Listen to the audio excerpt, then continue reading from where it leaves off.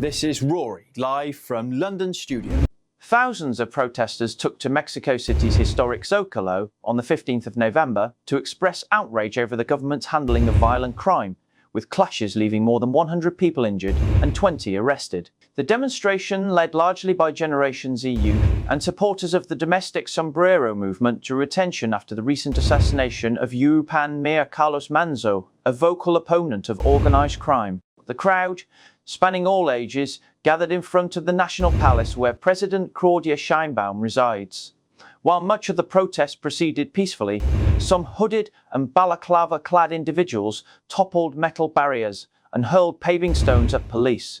Mexico City Security Chief Pablo Vazquez reported that 20 protesters and 100 police officers were injured, with 40 officers requiring hospital treatment.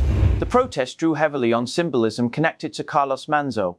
President Sheinbaum, in power since October 2024, maintains approval ratings above 70% and has taken steps against drug cartels, including clamping down on fentanyl trafficking.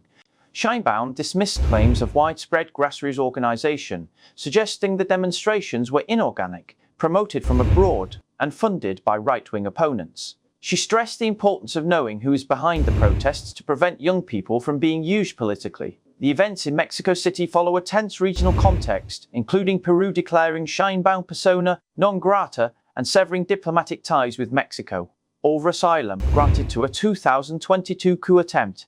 The Zocalo protests reflect deep frustration among citizens over violent crime and the government's perceived inability to protect communities.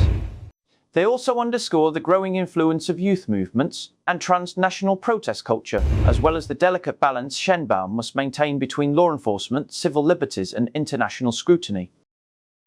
Stay tuned for more updates on this story. Keep watching Ocean News.